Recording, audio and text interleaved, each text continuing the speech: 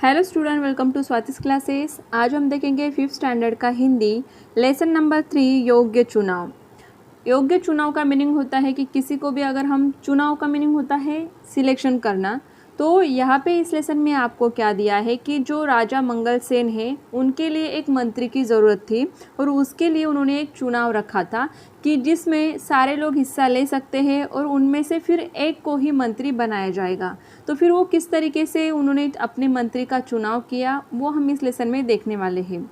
तो देखिए स्टूडेंट, आपको अगर 5th स्टैंडर्ड के EVS 1, EVS 2, मैथ्स, इंग्लिश इनके अगर वीडियो देखने हैं तो आप चैनल पे जाके प्लेलिस्ट में देख सकते हो। और अगर आपने चैनल को सब्सक्राइब नहीं किया होगा तो सब्सक्राइब भी ज़रूर कर लीजिए। तो चलिए अभी लेसन को हम स्टार्ट करेंगे। राजा मंगल सेन के मंत्री जगत राम बूढ़े हो चुके थे। उन्होंने राजा से स्वयं को सेवा मुक्त करने की विनती की। जैसे कि देखिए, राजा जो होते हैं उनके काम करने के लिए एक पूरे राज्य का जो कारोबार होता है वो सिर्फ अकेला राजा नहीं करता है। उनके हाथ के नीचे भी कुछ मंत्री होते हैं जो कि हर एक डिपार्टमेंट को या फिर हर एक अलग अलग जो उनके राज्य का हिस्सा होता है वहाँ पे अलग अलग काम करते हैं। तो यहाँ पर भी जो राजा मंगल सेन थे उनके एक मंत्री थे जिनका नाम था जगत राम, जो कि अभी उनकी एज हो चुकी थी, बूढ़े हो चुके थे, तो उनसे काम नहीं हो रहा था। इसीलिए उन्होंने स्वयं ही क्या किया था, राजा को ये बताया था कि उन्हें अभी सेवा मुक्ति चाहिए। मीन्स जो काम वो कर रहे थे उनसे अभी वो काम नहीं होगा, तो उसके लिए अलग से मंत्री वो देख सकते हैं। राजा मंगल सेन ने कहा, आप पहले अपने जैसे सेवाभावी, परोपकारी और ईमानदार मंत्री का चुनाव कर लीजिए, तभी आपको सेवा मुक्त किया जा सकता है। मीन्स वो काफ़ी अच्छे, ईमानदार, सेवाभावी, परोपकारी ऐसे मंत्री थे। तो इसीलिए राजा उन्हें ये कह रहे थे कि आपके जैसा ही मुझे कोई और मंत्री दे दीजिए, उसके बाद आप सेवा मुक्त हो सकते हैं। जगत राम ने आदेश दिया, राज्य में ढिंडोरा पिटवा दो कि राज्य के नए मंत्री का चयन अगले गुरुवार को किया जाएगा। तो यहाँ पे जो जगत राम थे फिर उन्होंने क्या किया कि बाकी के जो उनके सिपाही वगैरह थे उनको ये कहा कि राज्य में जाके ढिंडोरा पिटवा दो। ढिंडोरा पिटवा दो मीन्स क्या कि देखिए, आजकल हमारे पास स्पीकर होते हैं, लाउड स्पीकर वगैरह लगा के हम लोग क्या कर सकते हैं, लोगों तक कोई भी जो बात होती है, सूचनाएं होती है वो इजीली पहुंच जाती है। या फिर मोबाइल होते हैं तो मोबाइल में मैसेज करके सबके पास वो मैसेज फॉरवर्ड हो जाता है। लेकिन उस समय ये सारी चीज़ें नहीं थी, तो क्या किया जाता था, राज्य में ढिंडोरा पिटवाया जाता था। मीन्स क्या कि बड़े बड़े ढोल बजा के फिर जो राज्य का ऐसा पार्ट कि जहाँ पे लोग जमा हो सकते हैं, तो वहाँ पे वो क्या करते थे, फिर सूचनाएं देते थे कि राजा ने क्या बोला है या फिर किसी मंत्री ने कौन सी सूचना दी है। तो वहाँ पे उन्होंने क्या ढिंडोरा पिटवाया था कि उनके राज्य के लिए एक नए मंत्री की ज़रूरत थे और उसका चयन मीन्स उसका जो सिलेक्शन होगा वो होगा गुरुवार के दिन। इस पद के इच्छुक 11 बजे राज दरबार में पहुँचे और जिनको भी मंत्री बनना है वो क्या कर सकते हैं कि राज दरबार में 11 बजे पहुँच सकते हैं गुरुवार के दिन।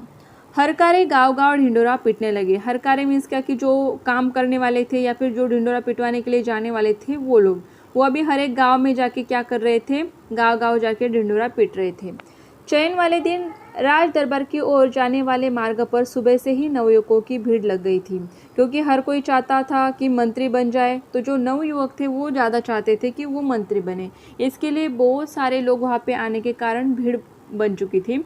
सैकड़ों की संख्या में युवक दरबार की ओर जा रहे थे और कई सारे लोग मीन्स सैकड़ों की संख्या में युवक क्या कर रहे थे, मंत्री बनने के लिए दरबार की ओर जा रहे थे। इसी रास्ते पर एक तरफ एक वृद्ध हताश सा बैठा था। उसकी बैलगाड़ी का एक पहिया रास्ते के किनारे कीचड़ में फंस गया था। एक वृद्ध इंसान था जो कि बैलगाड़ी लेके जा रहा था, तो बैलगाड़ी का एक जो पहिया, जो चाक होता है, वो कीचड़ में फंस गया था, इसलिए वो हताश मीन्स निराश होकर बैठा था। वृद्ध ने कई बार पहिया कीचड़ से निकालने की कोशिश की पर असफल रहा। उसने कोशिश तो की थी कि वो जो पहिया है वो निकल जाए कीचड़ से, लेकिन उससे नहीं हो पा रहा था क्योंकि वो वृद्ध था, तो उतनी ताकत तो उसके पास नहीं थी। मंत्री पद के अनेक उम्मीदवारों ने राज दरबार जाते समय यह दृश्य देखा, पर किसी ने भी वृद्ध की सहायता नहीं की। देखिए, अभी मंत्री बनने के लिए तो सैकड़ों लोग, नवयुवक जो थे वो जा रहे थे। मीन्स उनके पास तो अच्छी खासी ताकत होगी कि वो वृद्ध के जो बैलगाड़ी का पहिया फंस चुका था उसे आसानी से निकाल सकते थे। लेकिन सब लोगों ने देखा और वहाँ से चले गए। किसी ने भी उस वृद्ध की सहायता मीन्स मदद नहीं की। देखिए, यहाँ पे पिक्चर आपको दिख रहा है कि कैसे किस तरीके से बैलगाड़ी का पहिया जो है कीचड़ में फंसा हुआ है और एक युवक जो है वो क्या कर रहा है, कोशिश कर रहा है उसे निकालने के लिए। वो हम आगे देखेंगे। उम्मीदवार युवकों में एक था कर्मवीर। कर्मवीर निर्धन परिवार का प्रतिभाशाली नवयुवक था। तो जो युवक था जिसने अभी मदद की है, जो हमने पिक्चर में देखा, उसका नाम है कर्मवीर। कर्मवीर निर्धन परिवार, निर्धन मीन्स क्या कि जिनके पास धन नहीं होता है, मीन्स क्या, गरीब।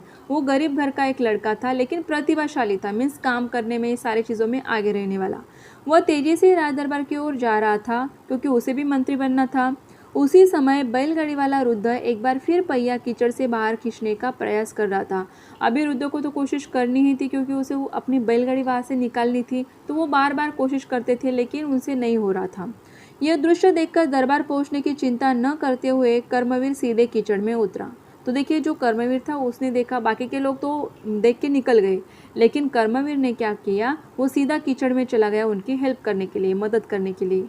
जोर लगाकर उसने बैलगाड़ी का पहिया कीचड़ से बाहर निकाला। रुद्ध ने उसे ढेरों आशीर्वाद दिए, फिर इनाम में कुछ रुपए देने चाहे, पर कर्मवीर ने विनम्रता से मना कर दिया। विनम्रता से मीन्स क्या कि उनसे उन्होंने अच्छे तरीके से बात की कि ये पैसे मुझे नहीं चाहिए। रुद्ध ने क्या किए थे, उनको आशीर्वाद भी दिया और पैसे देने की कोशिश की, लेकिन उन्होंने पैसे नहीं लिए। देर हो जाने की आशंका से भागते दौड़ते कर्मवीर दरबार पहुंचा।